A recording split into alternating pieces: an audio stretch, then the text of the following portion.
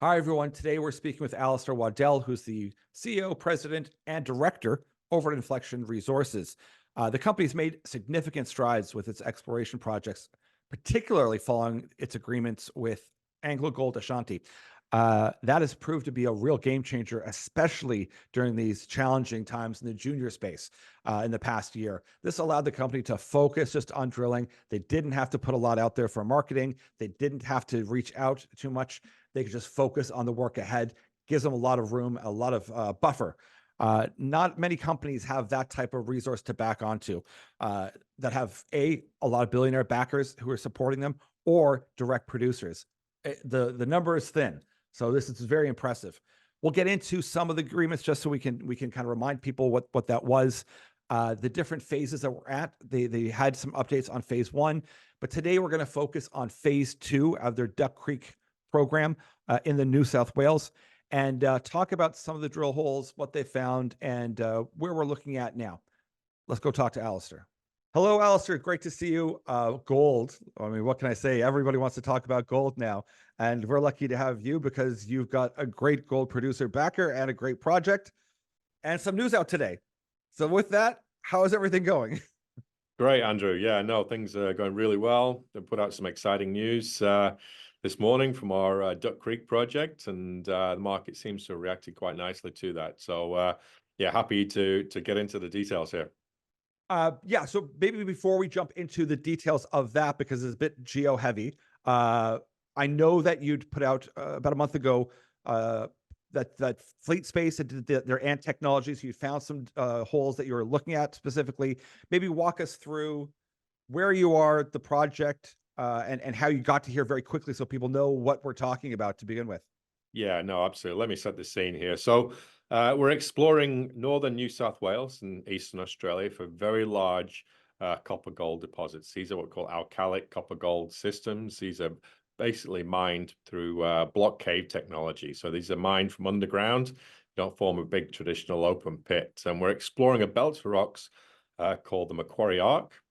And this is a big north-south trending belt of volcanic rocks that's hosted some of Australia's biggest mines. The big one in the belt is Cadia. This is owned by now Newmont. It used to be owned by Newcrest.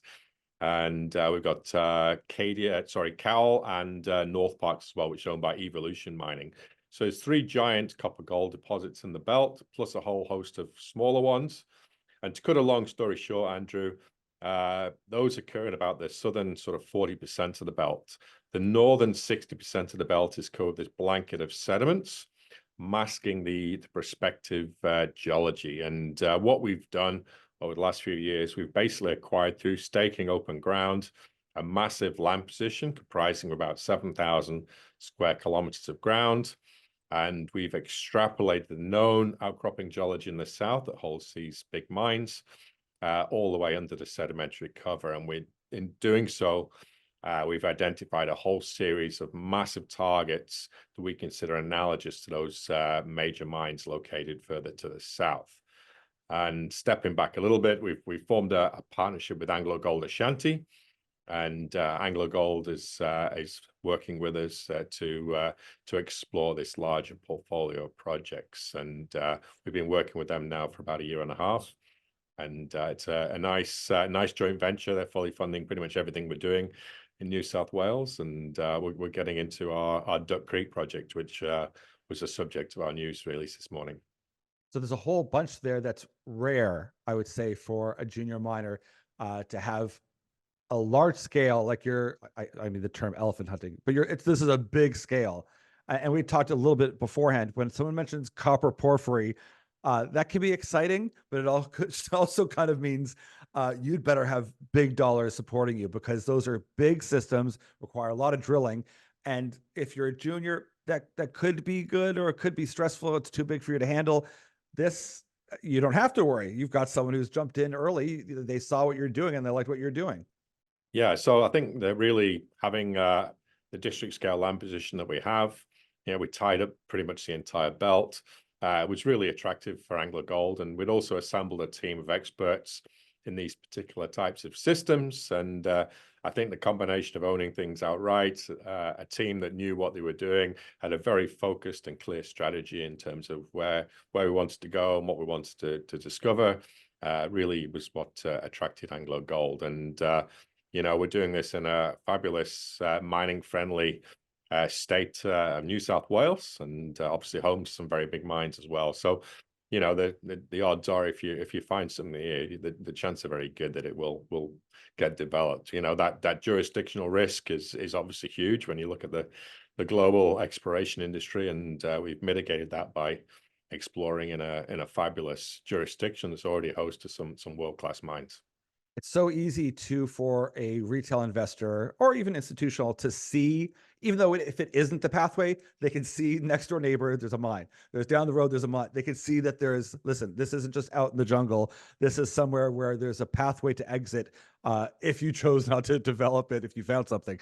I think that helps the people walk through and go, oh, okay, yeah, the best place to look for a mine is beside another mine. And that is a bit of a visual someone can get in their mind when they think, okay, you're close to infrastructure, you're close to another mine. Okay, this makes sense. Absolutely, and it creates the opportunity as well for us. I mean, having that blanket of sediment sitting on top of the northern part of the belt, it made it a little bit harder to explore, and it is a challenge. Let's be honest, but it created that opportunity. It was free of claims and exploration licenses at that time, so it enabled us to really secure this huge land position without any underlying deals or royalties and things like this. So very clean, simple story in many ways. And it's interesting, for as long as I've been in this space, which is not really that long, I mean 7 to 8 years, the narrative has been like all of the gold easy pickings have been picked. So it's like you're saying, it's going to need a little bit of technology. It's going to need a little bit more work. You're going to have to do a little bit extra if you want to find something. It doesn't mean it's not there. It just means you have to put a little bit more energy in. And I would say that with this ant technology and new techniques, that's revealed, and we're going to get into a little bit of the geology here because it ties into the news release. But that kind of falls along that narrative as well. Yeah, so exploring undercover is not for the faint-hearted, for sure. And having a large company as our partner to work with us is really a key piece of this, and of not having to go back to the capital markets and raise capital every 6 to 9 months. So that's wonderful. But really, as you just mentioned, we've got to apply the latest technologies to help us look through this sedimentary cover. And there's three principal data sets that we use. We use a regional magnetic survey. This was a survey that was flown by the government in New South Wales to encourage investment in mining and exploration. We use a gravity survey, and we've also using this ANT data, which is this new technology that's been developed by a company called Fleet Space Technologies out of South Australia. And it's essentially a passive seismic survey as well. And what this does, it measures relative velocities of the bedrocks. And we put these little geodes out in the ground at a predefined sort of grid-like spacing. And we leave them in the ground for 4 or 5 days, and it measures the passive seismic waves that are just naturally happen, and man-made waves, and it gives us the relative velocity of these rocks. And why that's important is what we interpret is the higher velocity rocks, the denser rocks, we think are represented by the intrusive rocks, Okay. which are key to our strategy here. We're looking for porphyry intrusions. And the lower velocity rocks either represent the sea of volcanics that these intrusive rocks are intruded into, or altered intrusive rocks. So it's a great layer of data which we've been able to combine with our gravity and magnetic surveys. And this is all about what we call reducing the search space. So we've got a very large area that we need to explore, and we need to vector down into specific drill targets and things, so we can eliminate huge chunks of ground by combining all of these different data sets. I was joking with you earlier that the stock market has responded well to the news, but even when I look at it, because I'm not a geologist, I look and go, "Oh, okay, this sounds positive. It sounds good." And I was saying, I bet you got a bunch of phone calls too, saying, "Okay, you've put out this news release. Is it good?" I get that all the time, and I'm not a geologist. So when you mention things like elevated arsenic and magnetite values, and you're looking, in the system you're looking for are hydrothermal alterations. With what you've put out for Phase 2 Duck Creek, what are some of the things, I guess, kind of in layman terms, or just for retail market, that Yeah. you can kind of translate? So these porphyry systems, these alkalic porphyry systems, they call them pencil porphyries, just because of the geometry and shape. They're very long and skinny, vertically extensive, narrow bodies, and they often occur in sort of clusters. You typically get these things occurring together in over several square kilometers. But what these porphyries have, there's very distinctive characteristics, both in terms of the geochemistry. So we look at gold plus another 52 elements, and we look for the different characteristics in the geochemistry. We look at the alteration and bring it all together and ultimately decide where we are in a sort of modeled system. And the news we put out this morning, basically, we were talking a lot about arsenic values. So these porphyry systems, if you think about them as a long tubular-like body, the known porphyry systems in the Macquarie Arc have sort of a halo of arsenic around them. And this is often related to sulfides, which are a key component of these alkalic systems. So when we're seeing elevated arsenic values over a certain level, we know, or we interpret that we're within a certain distance of one of these types of systems. So that's very a key thing. But with that combined with what we call red rock alteration as well, we get the reddening of the intrusive rocks, which we're exploring, plus other minerals like tourmaline and things like this. It's bringing all these things together. That's what's got us excited about this particular hole we announced this morning. And I'm sure, I mean, we're talking, when you have a relationship with a major, they do things methodically and slowly. We've talked about this before. This is a science project. I mean, you have to take your time. You don't really necessarily see that with a lot of exploration companies, because they have to be in the market and they have to tell people news, and everyone demands, well, give me the numbers. What's the assay results? Of course, I'm going to have to ask, when are the assay results? But you have the luxury, because you have this partner, that it's only really a handful of exploration companies I can think of that have who've been able to rely on the last year, this kind of relationship, to just go, we're doing this methodically to find something with a partner to the way they'd like to see. Yeah, no, you said it very well. I mean, it is very much a partnership with AngloGold. It's not just them and us. We rely on AngloGold. They've got their own geochemists, geophysicists, their structural geologists, et cetera, that we can draw upon as well. So it is very much a partnership. But as you said, it's partnership has really allowed us the luxury of being able to approach this exploration program in a very methodical and systematic manner. Very much how a major mining company would approach doing the exploration. Most of us have got major mining company backgrounds, and ultimately we're exploring it like a major mining company would. So we're applying the very best geoscience. We're doing a lot of things that perhaps many junior companies wouldn't do. We do a lot of dating and geochronology type work to figure out the ages of the rocks. We do a lot of what we call thin sections. These are just looking at the specific mineralogy of the core and things like this. So we're doing a lot of really interesting things, and I say really taking the approach of a major mining company. Everything from how we organize our data and how we interpret our data as well. But it's a longer term approach. We've got a very clear goal. We know what we're looking for. We've got a team of experts that are very familiar with these types of systems, and it's part of a much longer term vision of making a big discovery here in New South Wales. It must be, to some extent. I mean, you've been in this for a long time. You're very methodical. You're patient. But when you see gold doing what it's doing, it's hard not to feel the hype. It's kind of like people are like, "Wait, there's a new large language model in AI. Will you have one tomorrow? Let me see what you've got." You're like, "Wait, hold on. Like, we can't. We have to find stuff. It's going to take us a little while to find something." That I'm sure there's a little bit of that when you feel that a lot of attention is being given to gold and silver right now, that, oh, we're starting to get some love here. Yeah, no, that's right. But copper gold is really fabulous as well. The outlook Yeah. for copper is Mm. fantastic. And the other important point about these alkalic porphyry systems is they're typically gold rich as well.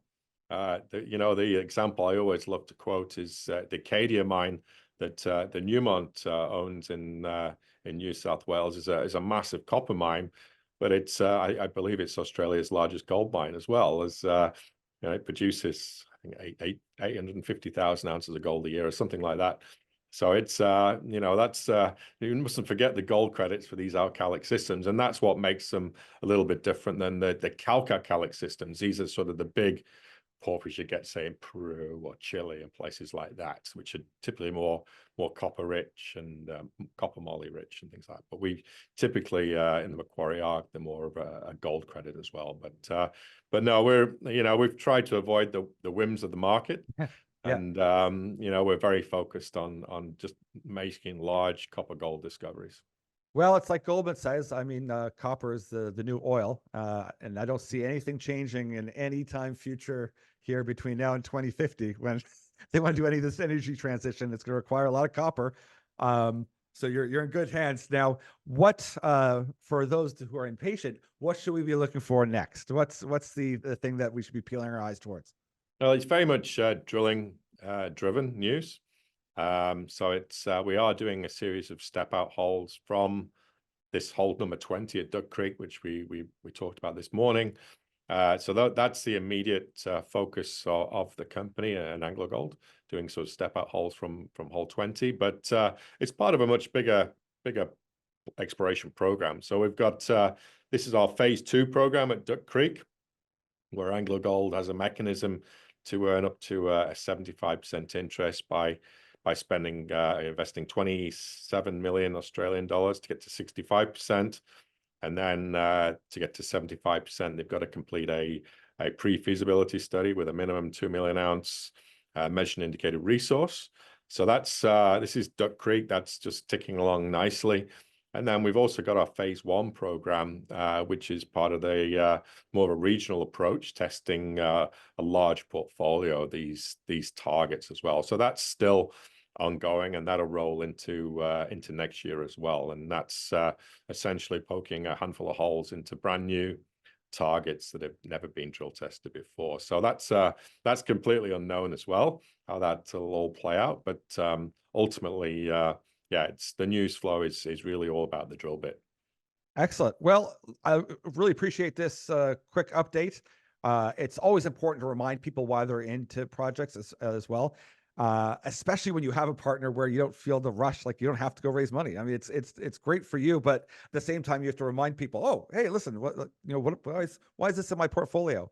So it's wonderful to be able to have you to explain the geology to us, because I joke, I know a little bit enough to get myself into trouble. So to have someone walk us through and give us the impression that they're seeing as it's developing, that alone tells a story. And you could obviously seem very excited about what you've seen so far to date. Absolutely. No, we're thrilled with the news, and we're thrilled that the market is recognizing the significance of what we hit. We haven't pulled out that big fat intercept of copper and gold as yet, but certainly we're seeing all the right indications. We're in the right environment, and this is something we've been very much focused on looking for. So it ticks a lot of boxes, and this is a big step forward for Inflection, really. But the key here, Andrew, I always love to stress this, is the scale of the prize. We're looking for something massive here, and doing it in a obviously a fabulous mining friendly jurisdiction. So we certainly got the sense we're on the right track. We're all very encouraged, and the technical guys on the ground are very excited about what we're seeing. So the next few weeks and months are going to be very exciting for us. And maybe I'll kind of put that into some sort of terms, because I don't want to be promotional sounding, but when you say size, you're not saying we're going to find an economic resource of 2 million ounces. There's scale and size in Australia that's like 50, 60 million ounces. Like they're enormous. So I just want to give someone a framework as to when you say big, it isn't just an economic 2 million. Yeah. I mean, again, I think this is a global resource of the Cadia deposits, including the ounces to be mined, but I think it's around about 80 million ounces, just that one system alone. So That's not the exact number, but it's something of that magnitude. It's Yeah. it's a huge number. Yeah. Excellent. Well, that puts things into perspective. That's what we like to see. It's an asymmetric gain. And unfortunately, we get excited about hearing about it. But as long as we just slow down, remember, be methodical, good things come to those who wait. And we're looking forward to, as things develop, any news that comes from you. Fantastic. Well, thanks very much for having me on, Andrew. Thanks so much, Alistair. We'll talk to you soon.